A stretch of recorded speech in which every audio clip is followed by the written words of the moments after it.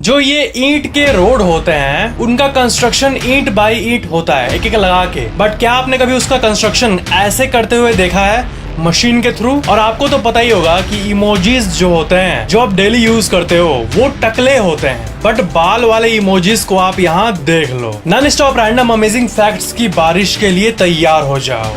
Fact number 24।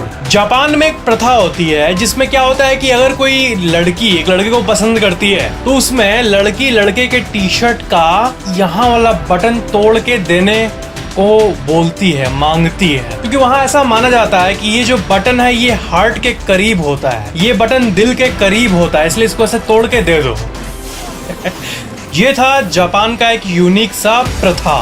Fact number 23। नेक्रो pants. नेक्रो pants के बारे में आप जानते हो, नॉर्मल पैंट्स से नेक्रो पैंट्स में ये अंतर है कि ये जो पैंट होता है ये कुछ खास नहीं, बस ये होता है कि ये मरे हुए इंसान के चमड़े से बनता है। या कुछ खास फैक्ट नहीं है। ऑफ कोर्स इट इज खास। असल में क्या है कि आइसलैंड के जो लोग हैं वहाँ पे जो विच क्राफ्ट करते हैं ना, जो जादू टोना करते हैं ना, वो ये मानते हैं कि जिनके पास ये पैंट होता है वो अनलिमिटेड वेल्थ को अट्रैक्ट करता है। Of course it's a myth, लेकिन वहाँ पे बहुत लोग इस बात को एकदम सच मानते हैं। और इस पूरी दुनिया में एक ही नेक्रो पैंट बचा हुआ है जो कि आइसलैंड के एक म्यूजियम में रखा हुआ है। Fact number 22। Military grade. ये जो टर्म होता है ना, बहुत सारा आपका व्हीकल्स में या फिर किसी भी चीज में ये लिखा रहता है अक्सर कि ये मिलिट्री ग्रेड टेक्नोलॉजी से बना हुआ है। मतलब मिलिट्री ग्रेड टेक्नोलॉजी का ये जीप है या फिर कुछ भी है। तो असल में ये मिलिट्री ग्रेड को आप उतना खास मत समझिए, क्योंकि military grade actually means meeting the bare minimum requirements of durability while also costing the least. ये कुछ खास नहीं है, बस वो अच्छा खासा मजबूत हो और सही दाम में हो, इसका मतलब होता है military grade. Of course it's a marketing वाला वर्ड। Fact number 21। आपको पता ही होगा कि व्हाट्सएप में हम लोग जितना इमोजीज यूज करते हैं वो सब टकले होते हैं, किसी के बाल नहीं होते, कुछ कुछ छोड़ के, ज्यादा साइड वाले।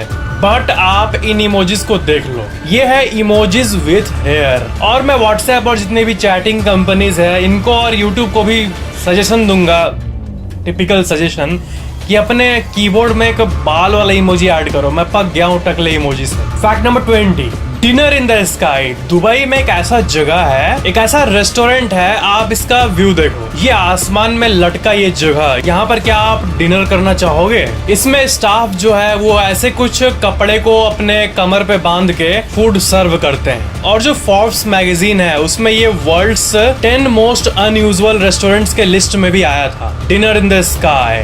अब इसके बहुत सारे पिक्स देख सकते हो। Fact number 19। आपको पता ही है ना कि ये जो फीलिंग है कि ये जो हो रहा है ये मेरे साथ कभी पहले हो चुका है, ऐसा अजीब टाइप का एक फीलिंग होता है जिसे आपको पता होगा कि डेजा वू कहते हैं, डेजा वू, ठीक है। असल में इसका उल्टा भी एक टर्म होता है, एक फेनोमेनन होता है साइकोलॉजी में, जिसे कहते हैं jamais Wu.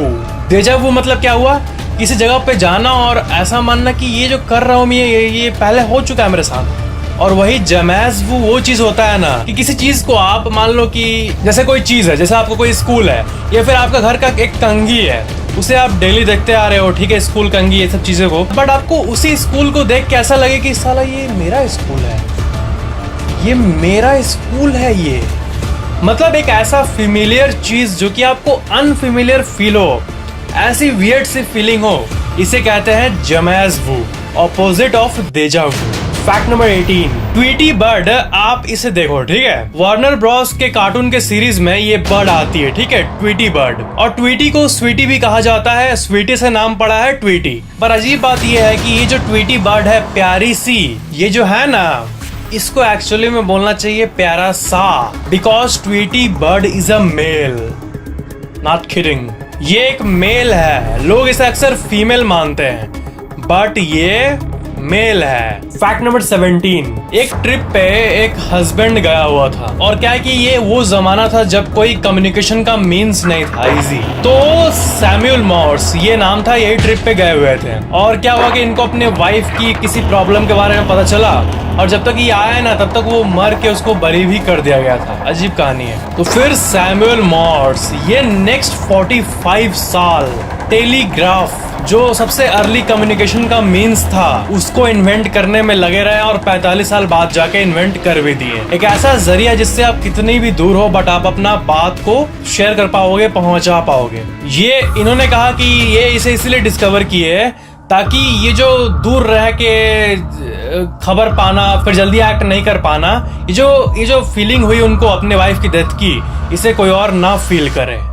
Amazing. He was the inventor of telegraph. Fact number 16। साल 1880 में हार्वर्ड यूनिवर्सिटी में एक साइंटिस्ट था, उसका एक स्टाफ था। तो वो पता नहीं कुछ खराब काम किया, गलती कर दिया। वो अपने स्टाफ को बोला कि क्या कर रहा है, तेरे से अच्छा तो मेरी नौकरानी कर लेगी। तो वो असल में अपने नौकरानी को ही अपने साइंस के टीम में ले लिए हैं और वो 10 साल से भी ज्यादा काम किए और बहुत सारे इन्वेंशंस किए और वो एक व्हाइट डॉर्फ स्टार और नेबुलास और हजारों स्टार्स के बारे में रिसर्च किए। That's amazing. Fact number 15। Keanu Reeves जो ये एक्टर है, ये अपने फिल्म में क्या करते हैं ना, इनका जो फिल्म का पे चेक होता है, इनका जो फिल्म का जो वो ना उससे थोड़ा सा अपना डोनेट कर देते हैं, मतलब छोड़ देते हैं। देखो अक्सर क्या होता है कि अगर एक ही फिल्म में 4 हिट एक्टर को ले लिए तो क्या होता है कि डायरेक्टर को सबको पैसा देना पड़ता है बहुत ज्यादा करके, तो ऐसे फिल्म बहुत कम बन पाती है। ठीक है, एवेंजर्स उसमें से एक एग्जाम्पल है, लेकिन वो तो अल्ट्रा सक्सेसफुल भी हुई थी। पर ज्यादातर फिल्म में एक मेन एक्टर होता है और वो अपना पैसा क्यों देगा। बट कियानू रीव्स जो है ये करते थे कि अगर उनको $10 मिलियन मिलना है ना, वो उसे 5 ही लेंगे और बाकी 5 डायरेक्टर को बोल देंगे कि आप इससे और बड़े बड़े एक्टर्स को ले आइए ताकि हमारे मूवी का परफॉर्मेंस अच्छा हो। ऐसा बहुत कोई नहीं करते हैं। द डेविल्स एडवोकेट मूवी में ये अपना few million dollars को न्यौछावर कर दिए थे ताकि अल पसीनो जो कि एक बहुत बड़े एक्टर हैं उनको लिए, और ये मूवी बहुत ज्यादा हिट भी हुआ। Fact number 14। ट्रिप एडवाइजर एक कंपनी है, ठीक है, और उसमें क्या है कि अगर आपके पास कोई रेस्टोरेंट है, कुछ भी है, तो आप उसको अपना ट्रिप एडवाइजर में लिस्ट कर सकते हो और लोग उसमें आपके रेस्टोरेंट के बारे में देखेंगे और आएंगे आपके रेस्टोरेंट में खाना खाने। तो क्या है कि पहले एक ऐसा चीज किया एक इंसान जो कि अनबिलीवेबल था, वो एक फेक रेस्टोरेंट का पिक डाल दिया और उस पे लोग उसका पिक्चर देख के मस्त रेटिंग भी देने लगे। ठीक है, 5 स्टार 5 स्टार 5 स्टार। और उसके एड्रेस पे लोग क्या हुआ कि अचानक से आने लगे। वो रात को सोया है, बाहर देख रहा लोग आए हुए हैं और तो क्या करूं, तो वो अपने गैरेज को ही रेस्टोरेंट में बदल दिया और सबको खिलाने लगा। और ऑनलाइन उसका जो वो प्रोफाइल था ट्रिप एडवाइजर का, वो वायरल होने लगा और कहां से लोग आते रहने लगे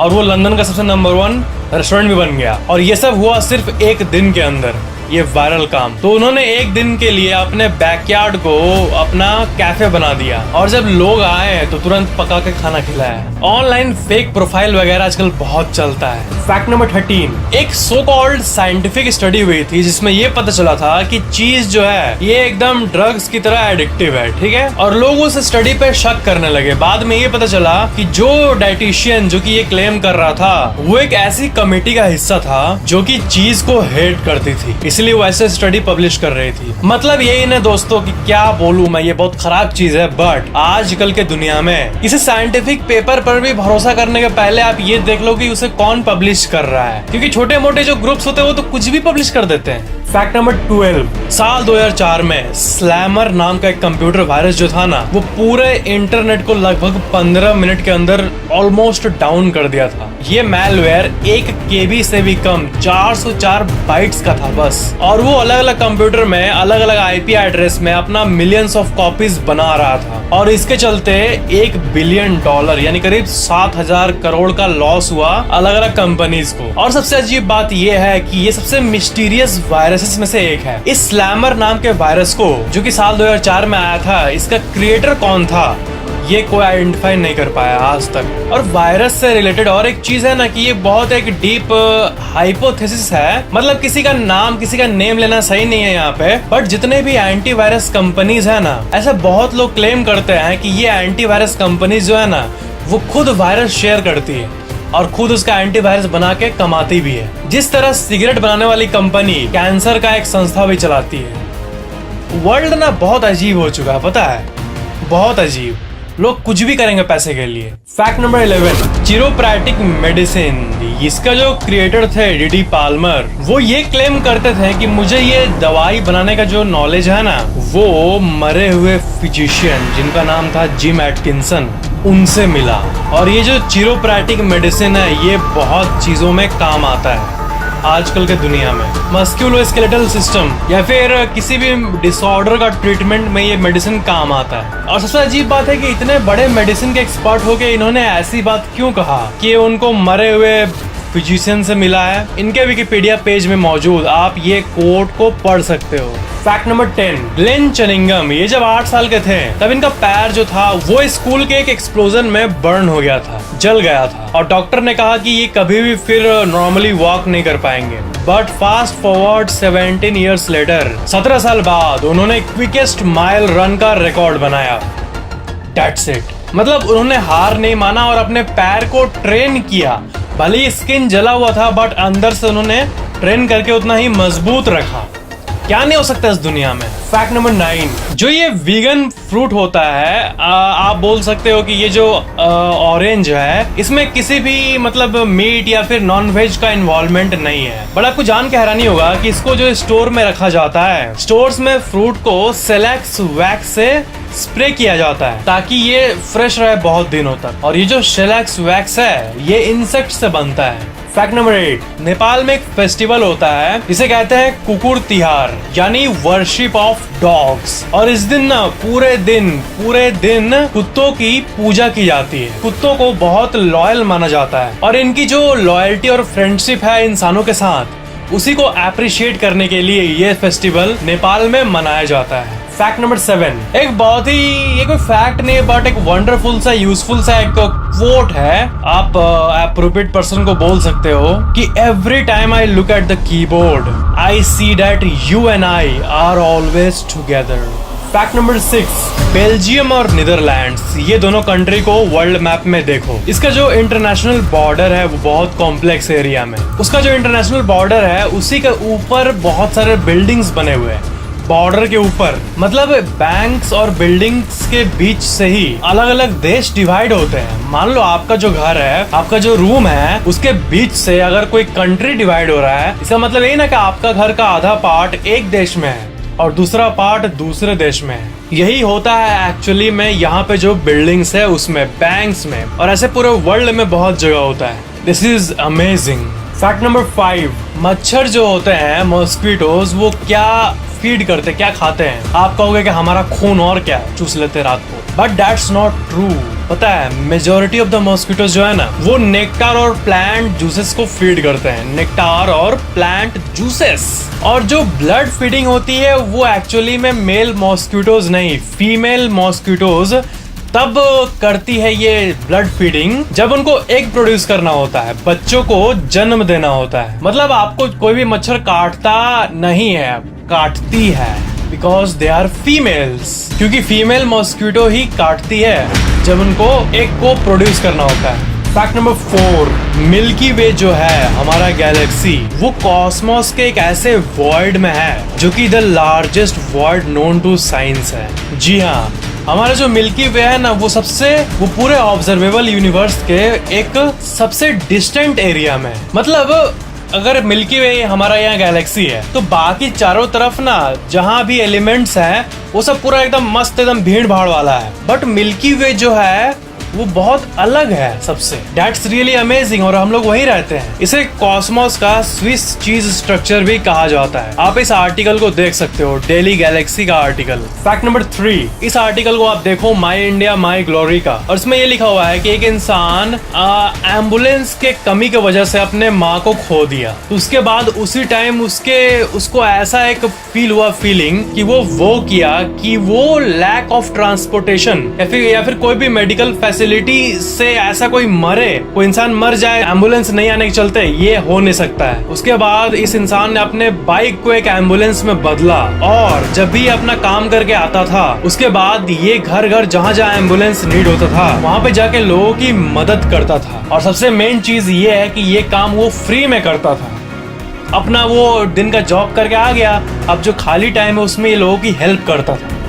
अमेजिंग। फैक्ट नंबर 2, पहले के जमाने में लोग ये मानते थे कि हमारा जो भी ये आसमान में दिखता है ऑब्जर्वेबल यूनिवर्स वो सब कुछ एक गैलेक्सी में समाया हुआ है, इसका नाम है मिल्की वे। मतलब it was believed that the milky way content every star in the universe. But बाद में ये पता चला कि ये तो चुल्लू भर ड्रॉप है इस समुंदर में। अरे बाप रे बाप। मतलब आप फील करो, हमारा ये धरती है, वो एक सोलर सिस्टम में है। वो सोलर सिस्टम एक मिल्की वे गैलेक्सी के अंदर है, और ये गैलेक्सी खरबों गैलेक्सी में से एक गैलेक्सी है। और हो सकता है कि ये पूरा यूनिवर्स का सेट अरबों खरबों यूनिवर्स में से एक यूनिवर्स में हो, और ये भी हो सकता है कि वो पूरा यूनिवर्स का सेट अरबों खरबों यूनिवर्स के सेट्स में से एक हो, और हो सकता है कि वो सेट भी खरबों सेट्स। कहाँ खत्म होता है ये? कमेंट में कोई लिखो कहाँ खत्म होता है, I want to know. Fact number 1, इस मशीन को देखो, इसे कहते हैं टाइगर स्टोन मशीन, और इसका ऑफिशियल वेबसाइट जो है वो आप यहाँ पे देख सकते हो। ये एक बहुत ही यूनिक मशीन है। इसमें जो वर्कर्स है ना, वो रैंडमली ईंटे को डालते हैं इसमें, और वो मस्त सजा के गिराता है नीचे। देखो, मैं सिंपल भाषा में बोल रहा हूँ, मस्त सजा के गिराता है और रोड मस्त बनते जाता है। ये दुनिया की सबसे यूनिक कंस्ट्रक्शन मशीन्स में से एक है। इसका वर्किंग आप यहाँ पे देख सकते हो। ये किसी भी रैंडम ब्रिक को सिमेट्रिकल अरेंजमेंट में पुट करता है, और इससे रोड बिल्कुल आसानी से बन जाता है। That's really amazing. The tiger stone machine. Video को लाइक और शेयर जरूर करना, और नीचे कमेंट भी जरूर कर देना वीडियो कैसा लगा। और इस वीडियो के नीचे डिस्क्रिप्शन में मेरे इंस्टाग्राम का लिंक दिया हुआ है, आप चाहो तो मुझे इंस्टाग्राम में भी फॉलो कर सकते हो। और अगर आप पहली बार चैनल देख रहे हो तो सब्सक्राइब करके बेल आइकन को भी ऑन कर देना, ताकि मेरे आने वाले अमेजिंग वीडियोस आपको तुरंत मिल जाए। थैंक्स फॉर वॉचिंग दिस धांसू वीडियो।